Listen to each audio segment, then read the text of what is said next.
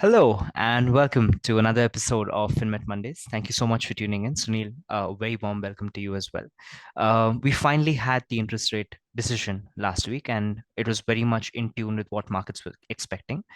Just to quickly recap, it was a 25 basis point rate hike, taking the Fed funds rate to 5.25 to 5.5%.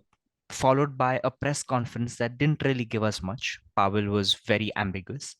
And then finally on Friday, we had the PC inflation reading that again also came in lower, and allowed gold to really pick up from where it left off from earlier losses in the week. How do you think the Fed is now tilting its stance gradually as we're heading, let's say, to the next monetary policy meeting? I think broadly, uh, the net impact, let me start with the conclusion, is that it's slightly bullish for gold. And the reason I say that is because I think the dollar probably has reached its high levels and will see weakness. And I think that's going to be driven by the fact that the Fed is not going to be as hawkish as it's been in the past. I really do feel that they've made the hike, and unless the data is very strong, even if it's moderate or weakening, they'll just wait to see whether the present sort of trajectory of inflation downwards continues. I don't think they want to take the rates so high and then have to quickly backtrack later on. So therefore, I think we're coming close to the peak. Maybe one hike in maybe October, November, but the market is going to realize that the Fed is not as dovish. That's going to impact dollar. Dollar is going to get weaker, and then gold is going to get stronger, I think.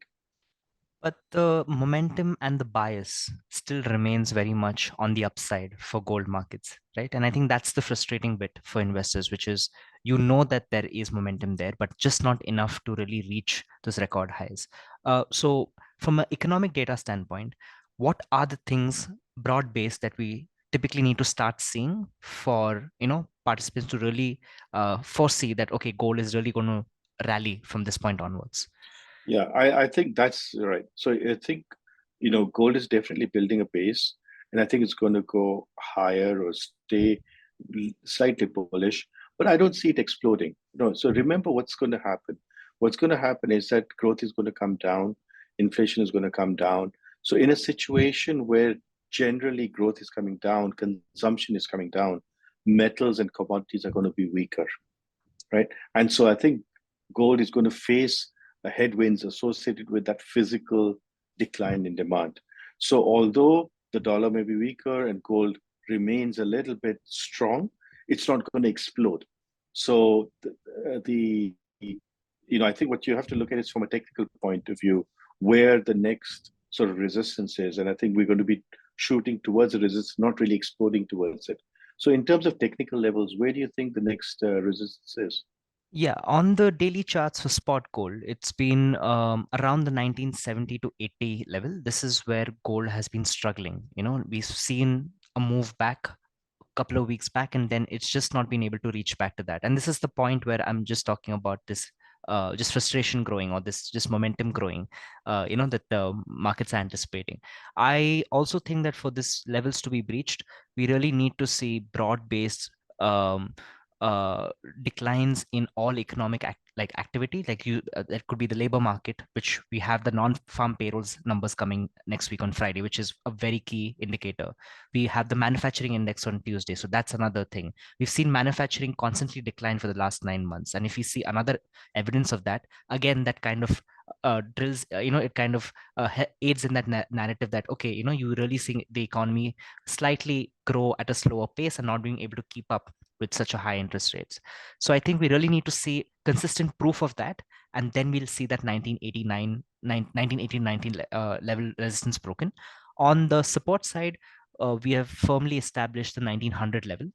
Despite Fed funds rate being at 5%, you are still seeing gold being able to hold above the 1900 level, which is quite remarkable, right? We would never have anticipated that you would not see so much of correction. So that's great news. That's great news that there's a lot of support building for the metal. Just the momentum is really required to really see it skyrocket and reach all-time highs, basically. Yeah. So 1900 to 1980 is the kind of range that we're looking at. Correct. Maybe for the next couple of months, and typically the same seesaw movement that we've seen, repeating from the past few weeks is how I think we should also expect markets to move, at least in the coming few weeks, unless there's some really drastic changes in the data. Yeah. Thank you. Well, thanks, Sunil. I think economic data wise, non-farm payrolls next week is what we would say is a really key important indicator that I think needs to be that participants need to look forward to, and that's going to be the major market movement next week. So please stay tuned for that movement because there might be a lot of volatility there. But again, thank you so much for tuning in, and see you next Monday. Thank you.